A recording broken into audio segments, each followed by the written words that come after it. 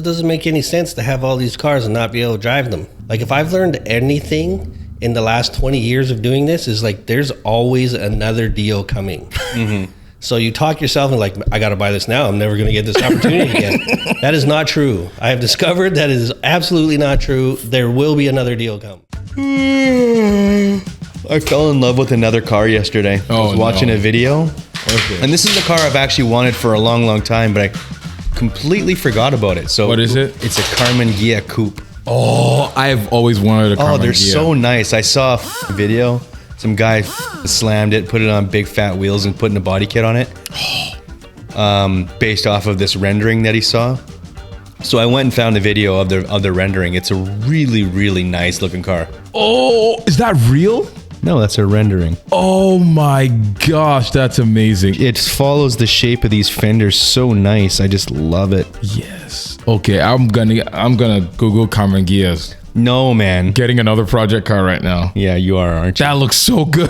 Yeah. The potential. So did I show you this potential project car for a reason? Please to send sort me. of Yes, I know. cue off today's episode? Please send me those pictures. I don't think so, Elvis. Come on, please. You're gonna have to search for them on your own. Imagine getting a Porsche Boxster, cutting off the body, putting a Carmen Ghia on the bottom. Somebody's doing that, aren't they? Really? Carmen Ghia Boxster? Something to Boxsters. 356s maybe? I don't know. But yeah, if the wheelbases are similar. That's not a horrible idea, right? Because you get a first gen Boxster. Pretty cheap. And then you just basically, yeah. Someone's doing it. Yeah. Maybe it's Caymans. I don't know. I'm not sure. But if the wheelbases are similar, that would be a good body swap, I think. Mid-engine? Be a very good candidate. Huh? Yeah. I mean, that's I don't know. I think you'd probably be better off. Tim's like, okay, you guys just stop talking. Yo. He's not interested in Carmen Ghias, wide body Carmen Ghias or anything. No. Welcome back to another episode on Modify with TrickFactory Customs. If it's your first time watching, my name is Elvis. Tim? Rob. Yes, and you heard us in the intro talking about Carmen Ghias and all of that because we have a problem. Or not we. No, we. Oh, you probably you. This guy's trying to get out already. No, this is a we thing. This is This is an all-inclusive topic. I have reformed. You have not reformed. Sure, I have. We're going to be talking about: do you really need another project car? Because we have a lot of project cars, and we're gonna. I kind of want this episode to become more of like a self-reflection because I was thinking about, in general, project cars, buying project cars, because every time I look at Marketplace, I'm like, oh my gosh, this would be a sick car. That would be a sick car. The only thing saving you is a lack of funds. Truth. Yeah, that is so true. You almost buy another project car every day. Yes, I completely agree about that because so many projects. I'm like, even if I have $1 million, I'm not one of those people that would buy $1 million car. No, I would buy 1,000. Yes, and never finish them. $1,000 cars. And so, and we all have multiple project cars, but we're going to, again, go through the list and see, first of all, how many are running. How many cars do you have, Tim? I don't know. I think I would say over 10 cars, easily. Me? Yes. I don't know, maybe. Okay, we're just going to start. Okay, let's start counting here. So, Evo. Yep. Bel Air. Yep. 454 truck. Yep. Datsun. Yep. 240Z. What else? Porsche. What's it called? You have a few Porsches. What's the slant nose? Slant nose. Yep. We're already at 5, and we're not even gone through anything. Porsche Cayenne. That's like a shop vehicle. It's still in your name right now, so we're gonna say it's Tim's car.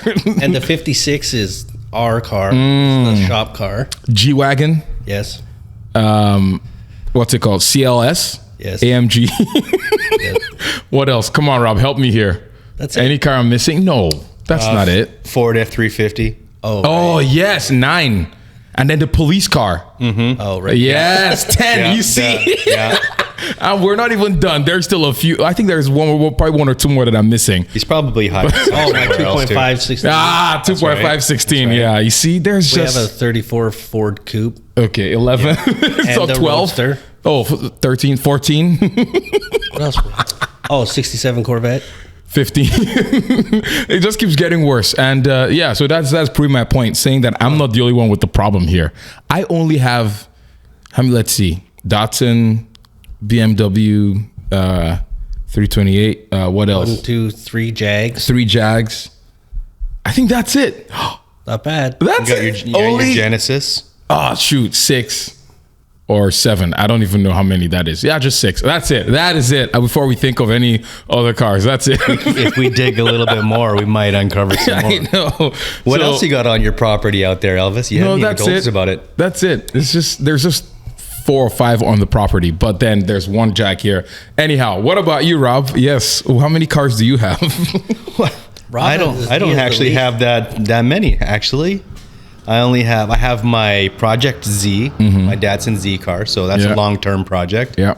I have my daily driving 996. I have E60 M5. And that's it. It's on bikes. We haven't even talked about the bikes. We haven't talked. Look inside the showroom. Look at how many bikes. Don't worry about motorcycles. There's like 15 or 20 bikes in this showroom. Yeah. Those are only for looking at. Sure. Those are not project bikes, though. Those all work. Exactly. All work. They all work. Is there any? Yeah, they all run. Every single one of them. When was the last time you started all of them? Yo, it's been that's a different story altogether. You can't ride them. Can't ride or drive everything all at once. So it's like one of those ads: ran when parked. Yeah, that's real. 5 years ago. Not all of them. Exactly. So that kind of proves my point, is that we, for the most part, have some issues with buying cars. I don't think you've bought a car in almost a year, actually. Tim? No? Rob, you sold haven't one, though. Nah. Yeah, you did sell one. Oh, okay. Downsizing. That's a big thing for me, man. Yes. And so... I made a pact, though. What pact? With myself. Okay. I said I would not buy any more cars until all of my cars ran. Wow. Okay. I've been doing pretty good. I've been staying diligent. That's cool, yeah. And it's been almost a year. I think I recorded that video when you said that. So I have the time. I forgot exactly when, but sometime last year. And so of all your cars, which ones run? Of all the 14, 15 cars, which ones run and drive? CLS, slant nose. Oh, yeah, the slant nose runs. 2.516 runs. Really? Evo runs. My 454 needs a blower pulley, but other than that, So it doesn't run? No, it does not run. G-Wagon runs. Okay. What else is there? Cop car. That does not run. Spun a rod bearing, so that's no good. The Ford runs, but needs work. Yeah. What else is there? So pretty much, let's just say 5 of them out of like 15 run. So what's the average there? 50%. No, that's not 50%. That's like 40 or... out of 15. Okay, Yeah. 33% of them run. And then Rob, I feel like you're the highest there. I mean, you have like the least amount of cars. I only got 1 car that doesn't run. That's pretty cool. And that's a Datsun. But I only own 3 cars. Yeah, so 1 out of 3. So still similar percentage as Tim, technically. But still, I'm probably the worst, actually. Out of the 5 or 6. Honestly, though, Elvis, we have many years of life experience. That's true. So that's why, like, every time when we sit down at the lunch table and you guys are all scrolling Facebook Marketplace and looking at sick potential projects, like, no, Elvis, don't do it. Don't do it. Learn from us, man. I'm telling you. It is getting pretty bad because every day, like I said, I keep on looking at the Marketplace and it just keeps getting worse. And I'm like, how can I scrape together some funds to buy this? No, you need to scrape together funds to finish your last car. And I tell you that every single day. True. Yes, that is very true. But I didn't buy any car last year. I don't think. Yeah, it's been almost a year. I didn't buy any cars. So well, the Jag that you're working on now technically was free. So yeah, but it was a new car. True, but it wasn't last year. It was like a year and a half ago. Are you sure? Oh, yes. Wow. Oh, yes. Yes. What are we in right now? Yes, but no. So yeah, I just wanted to start by assessing the current car situation of what that looks like before like diving into the topic of do we really need more project cars? No. You don't need more project cars. Most definitely not. I do not either because like my daily is is technically my project car right now as well. Because I just keep chipping away at it. Right? We don't need more than one. At any given time. But I feel like it's a problem that plagues a lot of car enthusiasts, us included, and we don't know how to stop this, or we don't know how to I know how it starts. Yeah, how does it start? I don't know how you stop it. Yeah. Because it's so many projects where you discover that it's like, oh, this is rusty. I'm going to start looking for a parts car, and then you get another one because the floorboards are good in this one, and then, oh man, this one's super cheap and it has this, and just that alone is worth this much. It's like almost free. Next thing you know, I got 3 dead cars in the driveway. Yeah. And the only smart guy was the guy getting rid of it. Yeah. Yes. So I literally had that almost problem happen this week. So I have my 328 BMW E90 328 Xi all-wheel drive. It's an automatic. And I'm like, I've always wanted to convert it to stick. And I'm like, maybe you should fix the door handle first. Oh yeah, we're not going to talk about that. We're not going to talk about that. But so I saw on Marketplace this week a manual, same year as my car, 328 Xi, that it needs engine work, but the transmission is good and it runs good. It just needs like an inspection and all of that. $1,500. Yo, I was like, this is a good deal. Comes to everything that I need. So I literally just swap the cars, or just sell mine and then just buy that one, or have two, three swap. Exactly. Man, exactly. You were crazy. Until I'm like, oh, this is getting worse and worse and worse. And so I think we should institute a new rule in the shop. What? If you have tape holding anything on your car, you should not be allowed to buy any parts or projects until the tape has been rectified. Just for me? I mean, it does apply to you, but I just mean in general. I think that's a solid rule. No, I don't know. I don't agree to that rule. But I just wanted to emphasize just the significance of goal setting for the most part. So with you set your goal of not buying any project car anymore. So, and why was that? Because it doesn't make any sense to have all these cars and not be able to drive them. But you can look at them though. It looks sick. I mean, that's cool for a little while. But if I'm lucky that all my stuff looks pretty nice, but if it's a bunch of rusty yard art, I don't think you should do it. What about you, Rob? I believe that there's 0 point in having anything that doesn't function the way it should be functioning. Well, you have your dots and it doesn't function. Well, it's because it's a project. I guess car, it's a project. Okay, so modify that. You don't want to modify it to like more than one. I don't want to do. Have one project car. That's one project car. Yes, like a dedicated long-term project car. Yeah. It's taken me my entire life to get to this point. And I've made all the mistakes, and I'm telling you, don't do it. Yeah. Because you'll never have money to finish your car. True. Yeah. Or the time or the resources. It seems crazy because if you got to buy a part that is like a big ticket item and it's whatever, $1,500. But you can get a whole car for $1,500. Come on, man. I mean, that's a deal of a century. No. Because you don't need 80% of what you're buying. That's crazy. You wouldn't go grocery store and do that.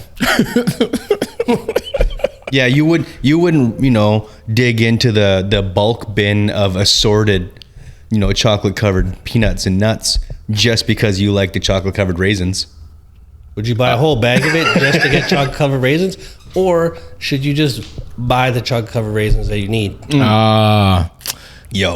But it's not like for cars. Again, I think it's just very appetizing to just look at what it could be. You're like, yo, this is a sick car. I can get a whole car for this price. It's delusion, man.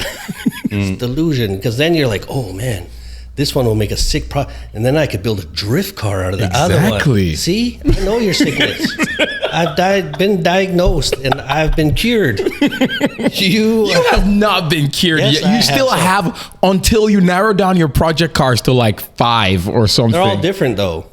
You have 3 of the same thing. They are not the same thing. It's a 6 from different generations. Jag XJS 1976, 1960 Jag Mark II, 1972 Jag XJ6, all completely different. Okay. Exactly. You have 2 of the same thing. What things? Mercedes. Yeah, one is perfect and the other one's a monster. Okay, but yeah, let's move on from that. I know. That was a bad example. That was a terrible example. Yo, but so like project priorities. So for you that has all these cars, like project priority or prioritizing, would you say like it's a way to move on from that, or like getting one running at least? Or like, what's the, like, would you say that's a potential solution? Yeah, focusing on one. Of course, there's situations that arise that are, undeniable, but your window of undeniability is quite large. Mine has gotten very small. What do you mean by undeniability? If I have another project that I, like right now I'm focused, I'm going to finish this one, then I'm going to move on to this one, and then the next one. But if something comes up for this one that is literally a deal of the century, of course you got to make your move. But for the most part, there's always another deal. Like if I've learned anything in the last 20 years of doing this, is like there's always another deal coming. So you talk yourself and like, I got to buy this now. I'm never going to get this opportunity again. That is not true. I have discovered that is absolutely not true. There will be another deal come. For me though, it has been true. It has been true so far. I had a 1970s Toyota Celica GT and I bought it. I was like, yo, I need to buy this. I'm never going to see another one again at this price. I bought it. And then after a while, I was like, I got it running. And sadly, I had to sell it after moving. But I was like, I'm going to buy it later. I don't need all these cars to move from LA to Vancouver or whatever. And it's been almost 5 years. And I still haven't seen one at that price ever again. Yeah, but you don't need to buy it at that price. If you stop spending money on all this other dumb shit, you can just buy a nice one. That's true. Yeah.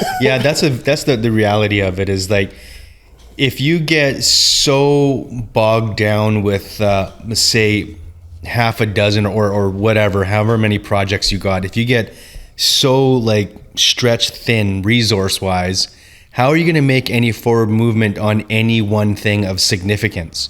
It'll take you a literal lifetime to get through to the end. And there's a whole bunch of hype about starting a new project that we haven't really touched about. Like it's like this whole dopamine hit. You're like, oh man, that's so sick. I can't wait to do it. You're fired up, man. You can't stop. And we all know what that feels like. Everyone listening, watching, probably the same. They're like, yo, I live for that. It's awesome. I think you just described a crackhead. Right? And we are smoking from that pipe. Figuratively. We're automotive crackheads. Just always chasing that dragon. You know what I mean? And so like, but if you have one project, you can invest in that thing not only financially and time way more often. You can make forward movement on that one project. You can see from start to finish much sooner. Now, see, experience in life will get you, you'll start to realize that that's very valuable. If you get like, however many projects and you're so thin, you're never gonna see that. Yeah, you are right though about automotive crackheads. Yeah. That is a very good term to describe pretty much what the problem that we have, because like you said, like whenever the thought of the build is almost more exciting than the build itself. The amount of potential, it's exciting. Yeah, you're like, oh my gosh. Until you start doing it, and it's like, we talk about it all the time, like having a plan, having a budget, all these things. And if you were honest with yourself, you're like, when am I ever going to have time or money to finish this? Yeah, and realizing that building a custom car or any kind of project is 90% suck. Yeah. And we talked about that before. Like, it's not a good time. It's not fun. 90% of the time, it's not fun. Like you're grinding, sparks are flying in the air, landing on you, and you're just it's absolutely hell. Some people love it. Yeah, I think it's awesome. But yeah, I mean it is for a little bit. There's still going to be a lot of swearing involved. But I feel like I look forward to the end of it, and it's like, oh my, when it's completed. Yeah. But that's also kind of hard to see when, like you said, you're covered in sparks, covered in dust, covered in all of that. Yeah. And so, but what I'm trying to, I feel like what brought me the idea of this topic in general was just when I had like 3 cars, whatever, I could work on them, but then I got married and then I was like, okay, I could still work on this car a little bit, but then now I have a kid and all your resources going out. Yeah. By resources, it's time, money, Yep. and then even mindset. Because I'm sure even when you do get a little bit of time from chasing your kid around and doing all the stuff, you're just like, I just want to do nothing. I'm just relaxed. That's so it. true. And then it's man. So Yeah. unless you're that guy that's like, that's your quiet space, but I'm sure you know what it's like. As soon as you go out there, what are you doing? What are you working on? I know. I'm like, how long do you think you'll be out here for? Like, you think you can do this? And you're like, I know. And you never get momentum. It's so true. There's always something to take the place of, like, our times are all limited. Like, our times are all limited. When I was younger, I was like, oh, I have a lot of time, enough time. But when you get married, that time is split between half, And pretty if you much. want to stay married, Exactly. That's the way. you got to pay with time. Yes. If you don't get the time, you will be giving up all the money. Yeah. So that's kind of what like brought me to that headspace of like, oh, maybe I should narrow down that focus. But still, parting ways with these cars, I don't know. I just don't think I can.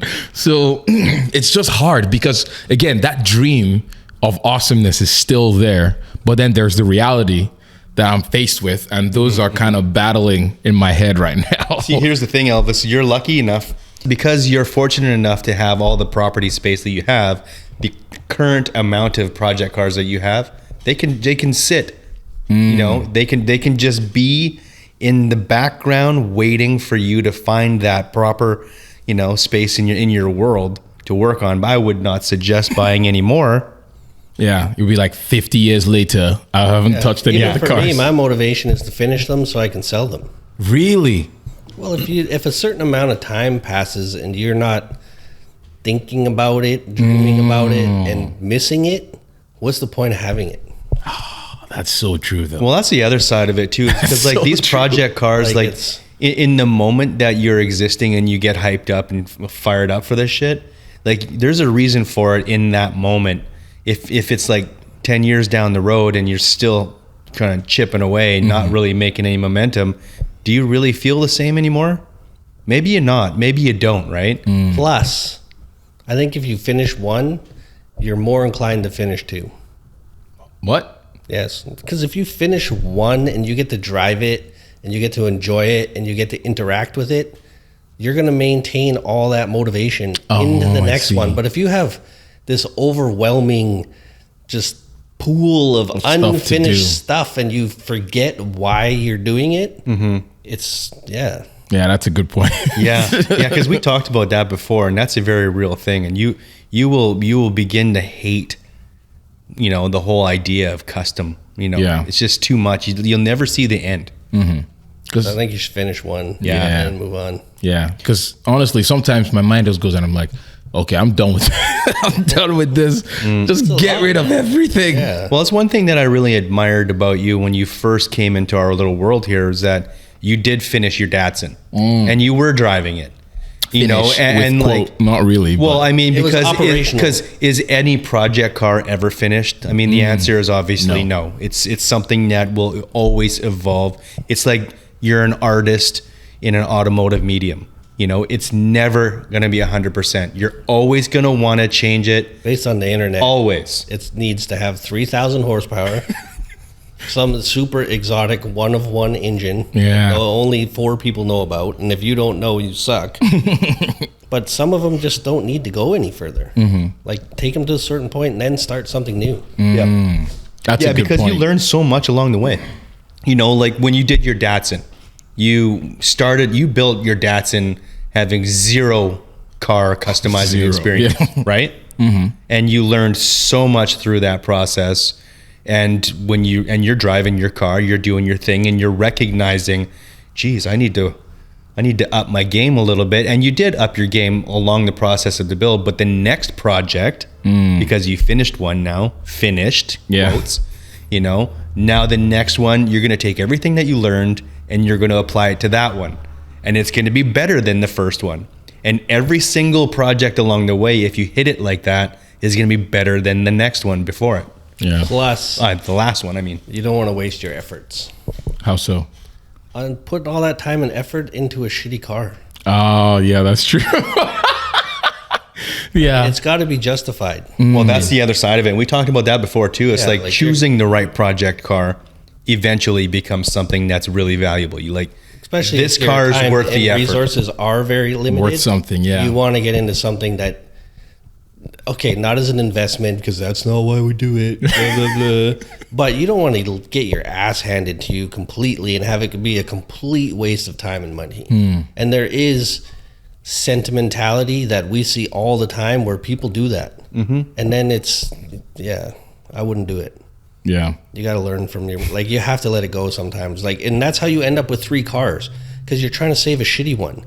Whereas if you took the funds from all 3 of those shitty cars you bought, even if they're 2,000, 2,000, 2,000, and you took 6,000 and just saved and waited a bit longer and bought the $6,000 version, that's clean. you're way ahead of the game. That's true. And you're not doing all the crap. But I mean, if you like it, more power to you. It probably means you're more of a man or something. I don't know. Yeah, no, but speaking to letting go of projects or knowing when to stop working on them, like that's again something that I have not figured out yet because constantly, like I'm always see improvements. I'm like, okay, this. Come on, I can just swap out this subframe for blah blah blah as Corvette subframe or S13, or I can take off the paint job, do a new one. I can do this and do that, and so I still keep on seeing room for improvement. And so I haven't gotten to the point of when knowing, okay, it's enough. I have to let go of this and move on to the next one. Yeah, I don't know. Is there any words of wisdom to that? I mean, say like we've talked about your Datsun before as the examples, like. If I was in your shoes, I would not even touch that car ever again. Really? I would just start with another one. I would just let that one go. If you know, maybe it gets parked and you just never touch it ever again. But I would just take everything you learned from that particular car and buy a clean example, like Tim was just saying, and then start modifying that, and then use all of the okay. You're talking, I want to do a subframe swap. Like, that's cool. Start with a really good example and then start doing the subframe swap in it. Not do it on the one that already runs and drives that needs all the work. Do you know what I mean? I think you should keep one project always working. Yeah, I think that's so too. Good. That's so good. Like, even for me, in the last how many years, I swore that I will always have one car. Because how many times have we gone to shows, meetups, all this stuff, and it's either you're driving someone else's car or you got to park down the street and walk in. I was like, I'm not doing that anymore. Like, I do this for a living. I'm going to show up and represent with at least one car is always going to be working. That's good. And then that's what I did. And now it's been great. Yeah. Drive my car home at nighttime keeps me motivated, keeps me excited, keeps me in the game. And I have way more... literally motivation. Yeah. Because I'm excited. I get to participate. Yeah. But when you're not participating, some people participate and they never finish their cars, which is something that we recognized a long time ago. There's people that have project cars so they can stay in the conversation. So they never have to finish it. They never get judged. They never get criticized. They never nothing. So they're like pretend sort of builder guys because they're always working on it. But they can go and like, oh yeah, I'm doing this, I'm doing that, blah, blah, blah. But they never get criticized because their car's never there. And eventually you're like, buddy, you've been working on this car for 10 years. Beat it. But that's a way to stay in the conversation. And you go to any of these like donut shop meetups, half the people there are those guys because they're just coming checking in to participate in the community, but they're not actually participating. So it's like, it's a weird thing. That's a just like there's always, we all know guys. How many of us, we all know somebody that's working on something and you're like, one day, how long? One day. When do you stop? Like, yeah. So yeah, that's the secret to my success now is to have one car that always works. Okay. So the one important thing, again, we've talked about, is to have clear goals. And priorities. Because if you don't, like, you don't know your left from your right, like we've talked about it, of having like a list of stuff to do, all of these things, or what you want to accomplish in that build. And then time and resources. That's another thing that gets understated or underplayed, of just how much time we have to us and how much time we want to allocate to each build. If we're going that way of multiple builds or focusing on one. And then, like, what about alternatives? So one way that I feel like is a way to move stuff forward, because a lot of times, like, you can't, doing it on your own is okay, but it's also not as fun. And it's also, it's just people, adding more people, collaborating or whatever, friends and all of that, like getting friends to work on cars with you or something. I just like, hey, Tim, I love those memes where it's like, I just talked my buddy into working on my truck all night for case free. Of beer. You're like, $32. But if you got called into work, like, hey, can you come work all night? You're like, no. Coming in, crazy. Yeah, that's a good point. That's the strategy you want to employ. No. I'm just saying it helps a lot, or makes it not seem. It can go both ways, I think. Like, friends, yes, it's great to have friends to work on the cars, but I feel like a lot of times whenever I'm like having friends over to help me work on the car, no progress gets made. Yeah. So that's like, for that scenario to work, is like you would have to have a way to reciprocate. How so? Like, your circle of friends would be like, Rob is the fabricator, I'm the mechanic, you're the body guy, and then you can collaborate and swap things. Yeah. Otherwise, it's not going to work. All it ends up doing is, like, we see it all the time. It costs beers, drinks, food, and nothing happens. Yeah. And then you end up paying more. So now I'm out $150 and no work got done. Nothing has happened. Just a lot of bench racing. That's it. And more taking apart. Everybody's down for taking shit apart, but not putting it back together. Yeah. Yeah, because everybody falls into the whole hype of it, right? It's so exciting. If you do happen to, have a team of good friends and things like that, or like feeling the same sort of vibes, you can get some serious work done. It can be fun, And you need one friend like me. Why? It's the ball bust you every single day. Like, how's your car coming? When are you going to work on your car? Where were you on Saturday? How's this going? When are you going to finish that? That's true. You definitely need that for sure, because if not, like, it's just going to keep on drinking beer and not doing anything for the most part. And also, you did mention something that I want to touch on too, of it's like taking stuff apart. We've talked about this in previous podcasts before, but it's so easy to take stuff apart and not put it back together. We've all done it. Yeah. It's very exciting, right? You go, oh my gosh, I just got this new car. And then you can't put anything back together because now you got to start buying stuff. Mm-hmm. So that's another one. And then, well, we talked about this a little bit, but like avoiding project overload, because one we've also talked about this in the previous podcast before, but focusing even on that big project car, one thing, like focusing on one thing to do as opposed to little things all over the place. I mean, project overload is a real problem, and many people kind of succumb to that as an issue. If you're going to be doing any part of your car, like, you don't need to strip it right down. You don't need to strip down the whole car all at once. And then, you're going to do an exhaust system, but your dash is out of the car. Like, what are you doing? Why is that? Why you're in there. And it becomes overwhelming because you overloaded yourself. Yeah. Yeah. Because like we talked about it before, you can do so many things before you need to blow your car apart. Yep. And you might as well do it while you can drive it and enjoy it. True. Just pick little things off. Mm-hmm. But everybody wants to wait and do the big build at the end and save all their shiny parts. And then half your shit is out of date, old, or what's even worse, and has happened to us many times, because you put it in the corner, you stack it up, you're like, man, I got all these parts, it's going to be awesome. And then if you're lucky enough and you finally do get to the point that you're starting to build your car, then you find out it doesn't work. And you can't send it back. Can't return you can't get no warranty. You can't Yes. get nothing, or it doesn't fit.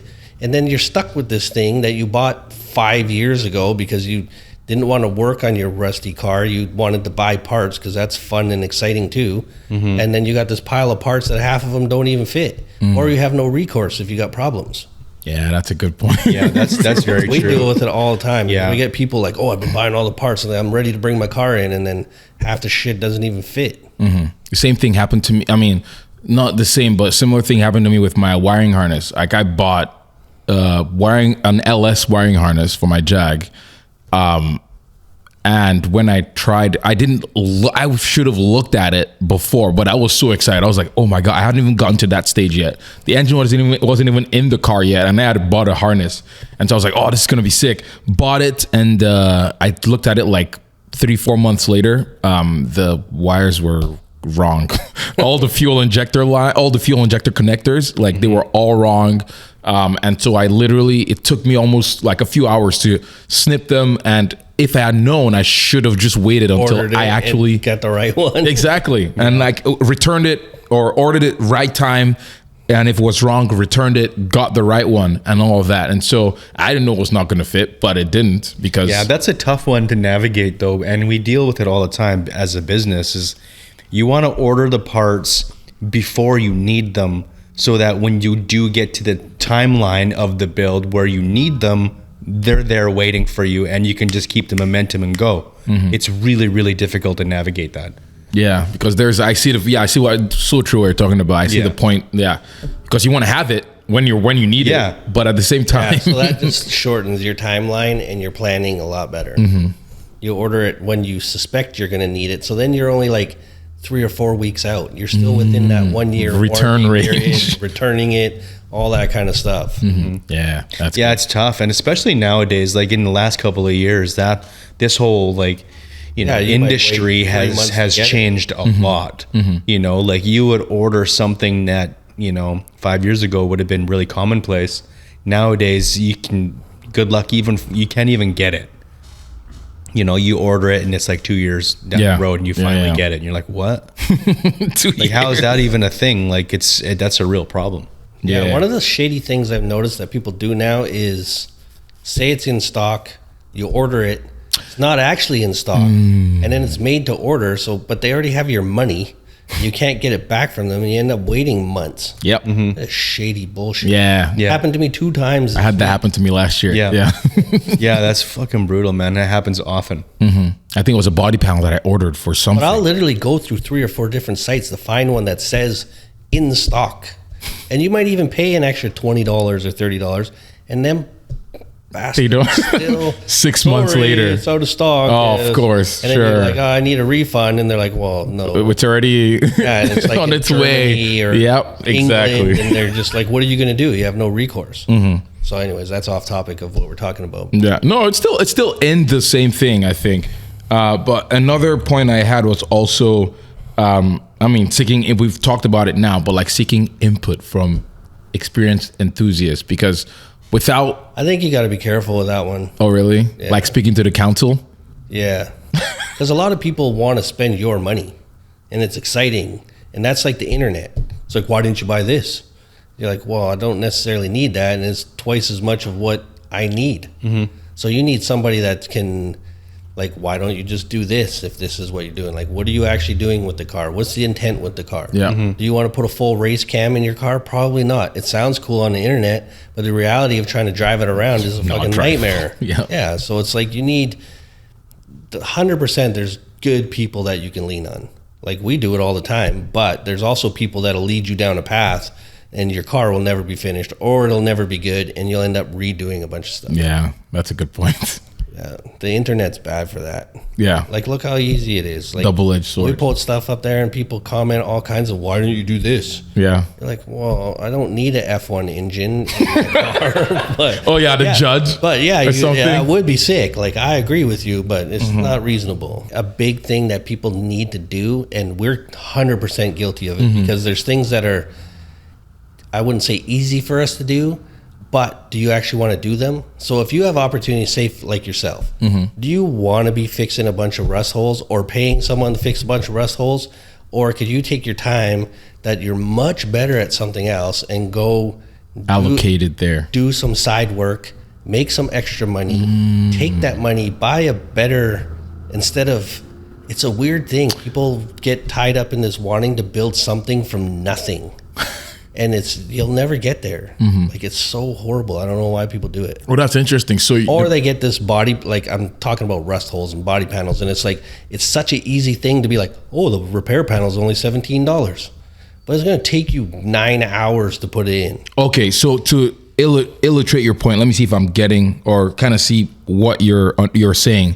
Instead of, for example, fixing a rust hole or buying a patch panel for a little part that you're going to replace, why don't you just buy the whole... Buy a better car. Oh, the whole car. Okay. Just buying a better car.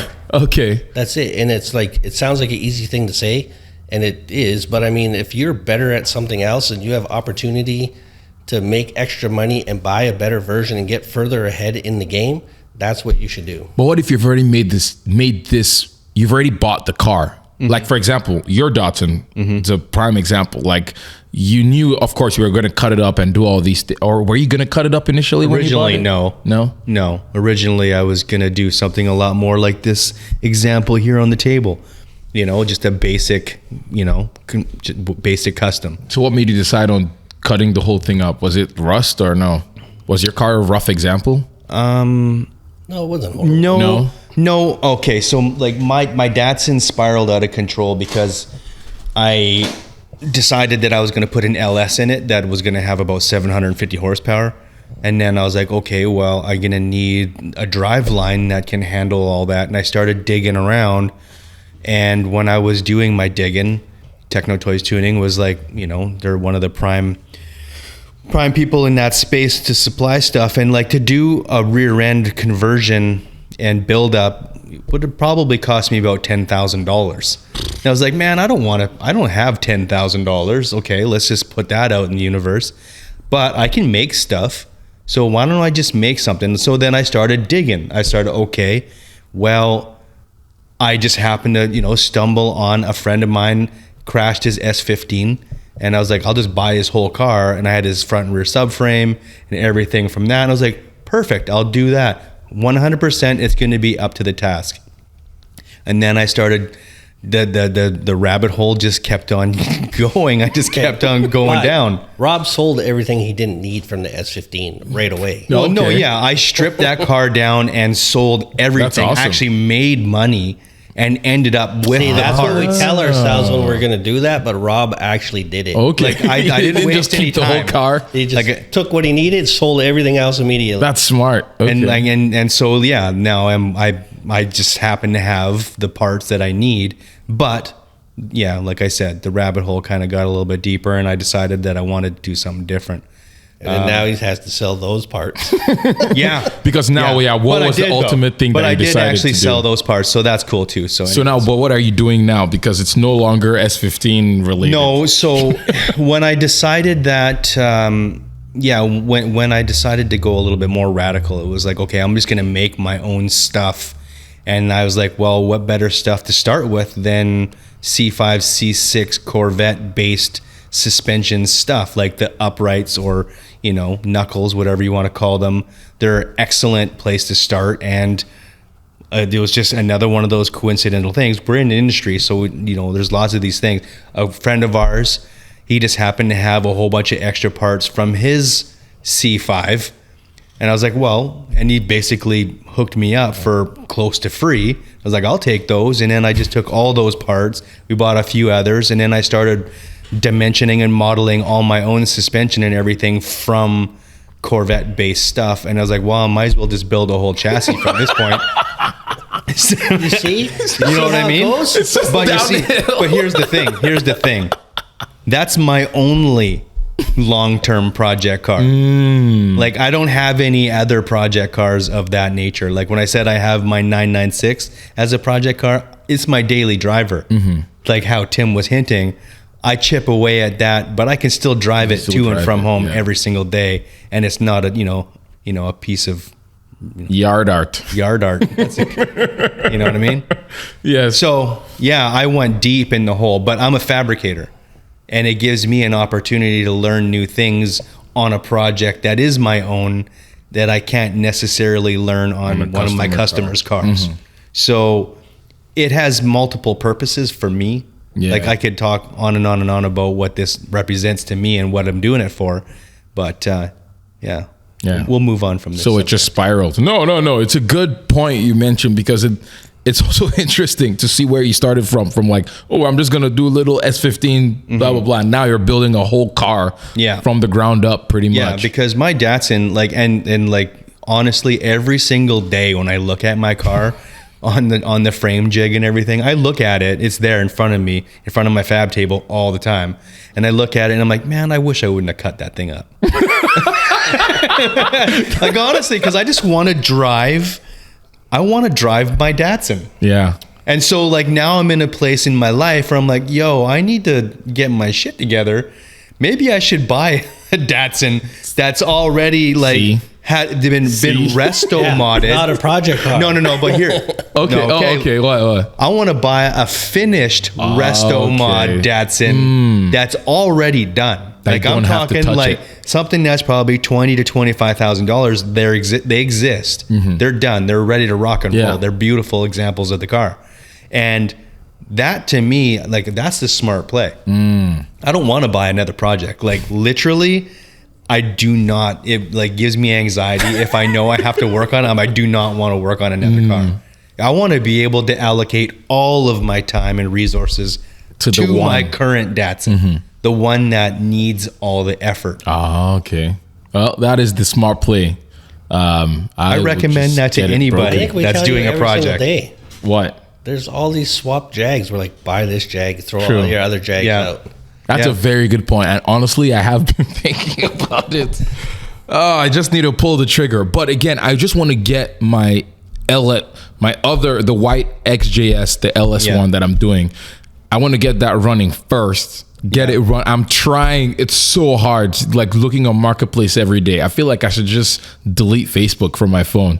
But I just want to get that running. Hopefully, I can get it running this spring, and then I want to see you get it running. I know, very soon, very very soon. I keep saying it every week. Very soon, very soon. I want to see that thing do a burnout. It will, and then I'm going to sell it and buy something else that's already done, because I want to get to the point of driving. And maybe drive it for a few weeks or a month, sort out all the little kinks here and there, and then get rid of it and get something that I would really love, because XJS is cool, but it is not my favorite looking Jag. And so there's some that I'm like, oh, this looks so sick. Yeah. So. Yeah, but I mean, you have to have like reflection on your own personal life and where you're at.